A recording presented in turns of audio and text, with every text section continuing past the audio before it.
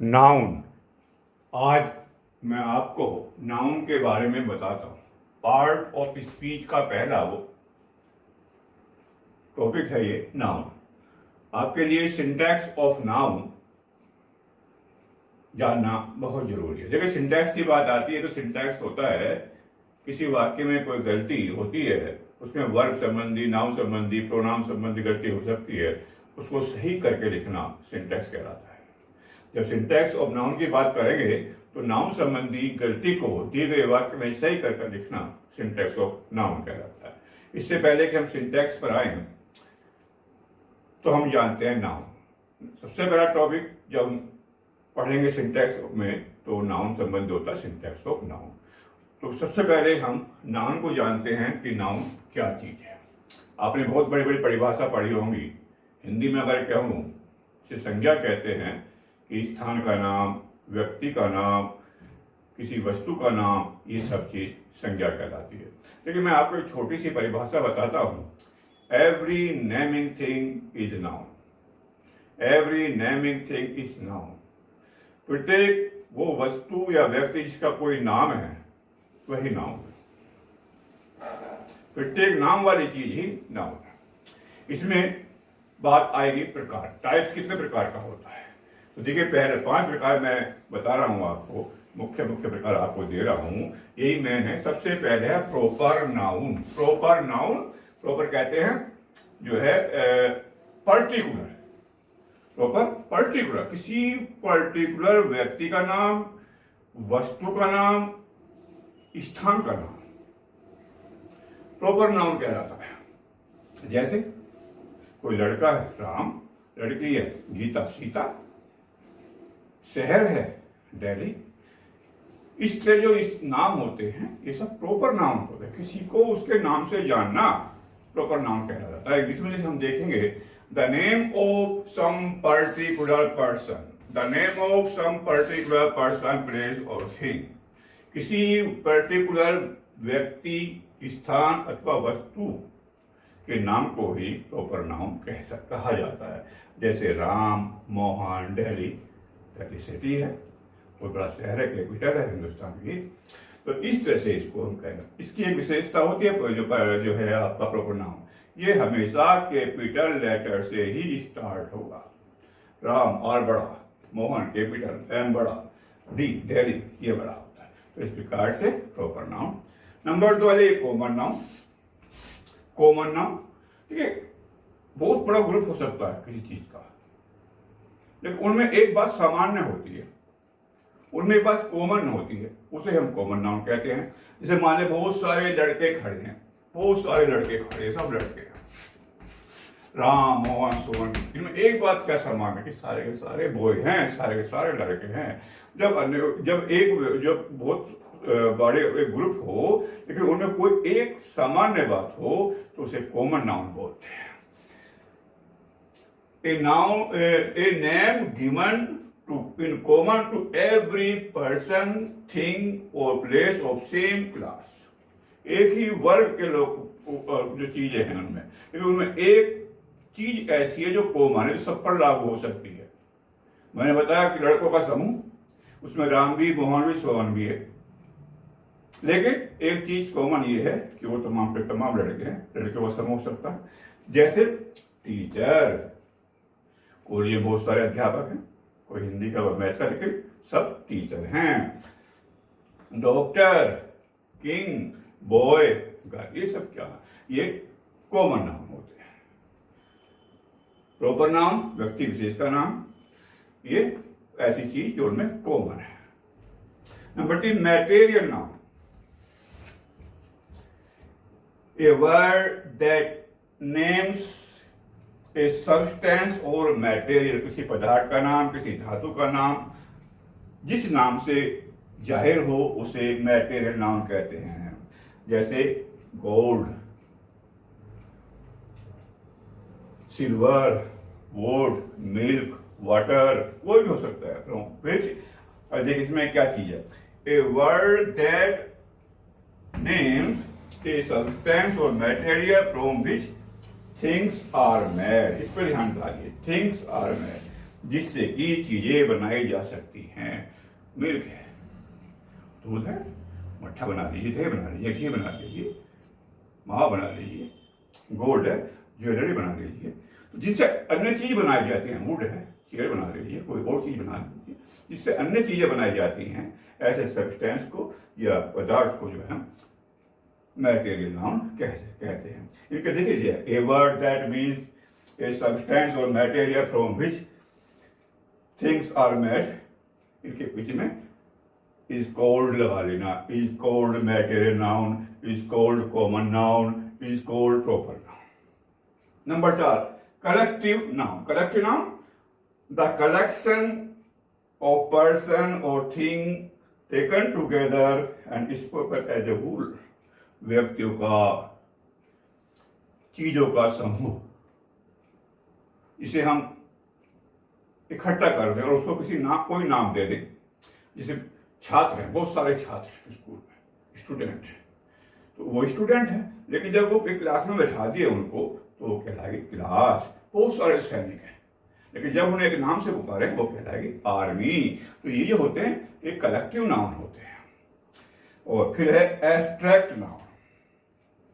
Abstract noun, जिसे हम देख नहीं सके, छू नहीं सकें, केवल महसूस करते हैं, उसको हम कहते हैं। किसी के दयालु कहना, कोई दयालु बीमारी का नाम हो सकता है, बचपन, बुढ़ापा, हम केवल महसूस तो करते हैं, भाई बचपन से गुजर रहा है, बालक है, तो ये जो है एब्स्ट्रैक्ट नाउन। इंग्लिश में क्या कहेंगे? The noun of A quality, action और स्टेट। कि ऐसा नाम जो बताता है क्वालिटी के बारे में, एक्शन के बारे में और स्टेट के बारे में, क्या, जैसे काइंडनेस, थेफ्ट, चाइल्डहुड, ये तमाम के तमाम जो होते हैं, इन्हें हम जो है टाइप्स ऑफ नाउन में ले सकते हैं। इनके बारे में अलग अलग जो सिंटैक्स है, कहाँ गलती करते हैं, ये मैं आपको अपने नेक्स्ट वीडियो में बताऊंगा। सिंटैक्स ऑफ नाउन में आज नाउन की बात करेंगे। इससे पहले आपने देखा नाउन क्या है। देखिए, कुछ नाउन ऐसे हैं जिनका एक वचन में प्रयोग होना है, कुछ का बहुवचन में प्रयोग होना है, उन्हीं बातों पर ध्यान देना है।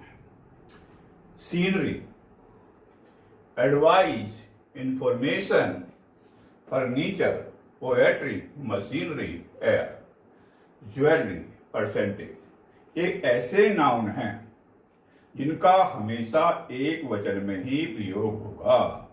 यदि इनका बहुवचन में प्रयोग होगा तो वो गलत है। इसी बात को ये कह रहा है कि सीनरी, एडवाइस, इंफॉर्मेशन और ये सारे के सारे ऐसे जो है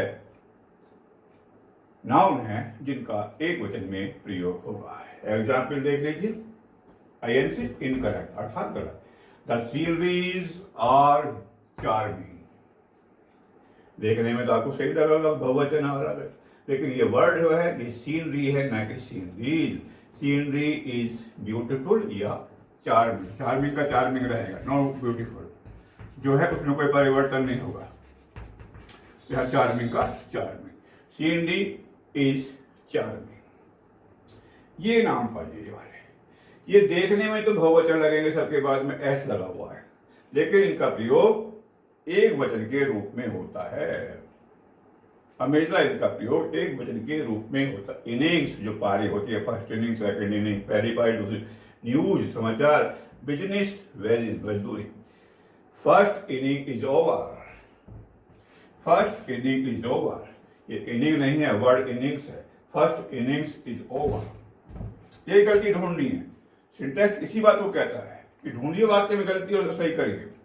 दिए गए वाक्य में गलती ढूंढना और उसे सही करना। नाउन संबंधी गलती कर रहे हैं हम, तो ये सिंटैक्स ऑफ नाउन है। Arms, valuables, savings, receives, thanks, congratulations, AIIMS, सबके बाद में एस लगा हुआ है। देखिए, ये शब्दों को ध्यान देना है। इनका प्रयोग हमेशा बहुवचन में होगा, इनका एक वचन में नहीं, इनका प्रयोग हमेशा बहुवचन में होगा। यही चीज बहुत बारीकी से ध्यान रखना, प्रैक्टिस की बात है। यहाँ भी एस लगा हुआ है या एक वचन में हो रहा है, उन नाउन को हमें विशेष रूप से ध्यान रखना है। इनके साथ एक वचन की वर्ब आएगी, जिनका प्रयोग हम एक वचन में करते हैं और जिनका हम बहुवचन में प्रयोग करते हैं। AIIMS, variables, savings, thanks, congratulation, AIIMS हमेशा बहुवचन में आते हैं। He gave me thank, thank नहीं थैंक्स होता है। He gave me thanks. Congratulation, नहीं होता, ये कॉन्ग्रेचुलेशंस होता है। तो इस प्रकार से दिए हुए वाक्य में गलतियों को सही करके लिखना सिंटैक्स ऑफ नाउन कहलाता है। देखिए ब्लैक बोर्ड पर देखिए, ये जो scale, scissor, trouser, socks, pantaloons, scale, scissor, trouser, socks, pantaloon, आप देख रहे हैं इन नाउन को, दो भाग होते हैं इनके। सीजर दो फल के, स्केल तराजू दो पलड़े होते हैं, ट्राउजर्स दो पजामे, पतलून में दो पजामे होते हैं, दो जो उसमें पैर डालते हैं, सॉक्स जुराबे होते हैं, दो होती हैं, पतलून में भी यही होता है, टर्म्स चिमटा, इनमें दो फलके होते हैं।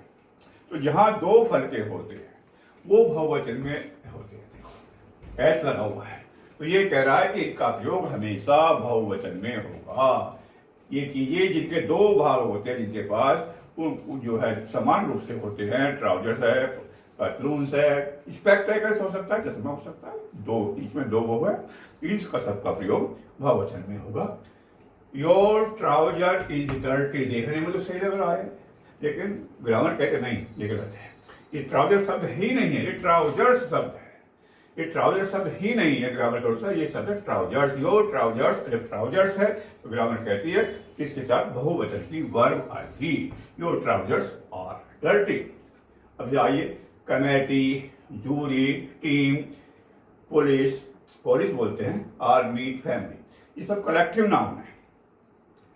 और कलेक्टिव नाउन का प्रयोग निर्णय पर निर्भर करता है। At the time of decision वो एक मत है या बट गए हैं, उस पर निर्भर करता है। यदि वो किसी निर्णय को लेकर, किसी बात को लेकर, किसी पॉइंट को लेकर सहमत हैं, सारे के सारे एक मत हैं, तो उस समय हमें एक वचन की वर्ब लानी चाहिए। The committee were divided on the point, इसे देख लीजिए, पहले इसको देख लेते। द कमेटी वर डिवाइडेड फट गई, कोई कुछ कह रहा है, कोई कुछ कह रहा है, कोई हाँ कह रहा है, कोई तो विभाजन हो गया।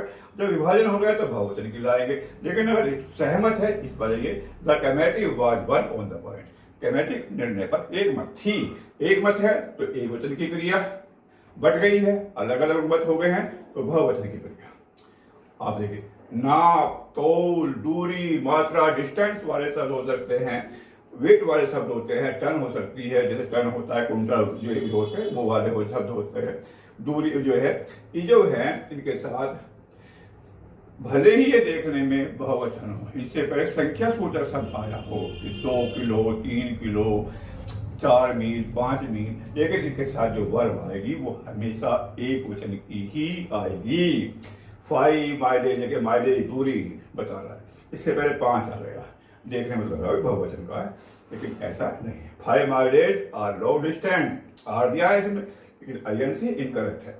5 mileage is long distance, 5 mileage is long distance, but वही है, देखने में बहुवचन है, लेकिन ये दूरी, नाप, तोल बताने वाले शब्द होते हैं, इनके साथ एक वचन की वर्ब आती है। मैटेरियल नाउन, जब नाउन आपने देखे तो सब्सटेंस और मैटेरियल से बने थे, गोल्ड, सिल्वर, मिल्क वगैरह, हमेशा इनका एक वचन में प्रयोग होता है। लेकिन होगा कब? जब ये हमेशा अपने मूल रूप में रहे, सब्सटेंस में रहे या मटेरियल के रूप में। गोल्ड है, अगर रॉ मटेरियल है तो एक वचन आएगा, मान लिया हमने उसकी अंगूठी बनवा ली और 2-3 अंगूठी हैं, इसमें पहले देखने में तो 3 अंगूठी हैं, तो 3 रिंग्स, वहां बहुवचन का हो जाएगा, वहां में फिर एक वचन नहीं होगा। जब बात करते हैं कि मटेरियल का प्रयोग एक वचन में होता है तो रॉ मटेरियल के रूप में हम उसका प्रयोग करते हैं। एब्स्ट्रैक्ट नाउन, एब्स्ट्रैक्ट नाउन जब नाम पढ़े तो हमेशा एक वचन में प्रयोग होता है। जैसे दिया, honest is the best policy, honesty ईमानदारी, चाइल्डहुड जो मैंने बताया था बीमारी का नाम हो सकता है। तो इन सब का प्रयोग जो है एब्स्ट्रैक्ट नाउन का, मटेरियल नाउन का, इनका प्रयोग हम एक वचन में ही करेंगे, बहुवचन के साथ इनका प्रयोग नहीं होगा।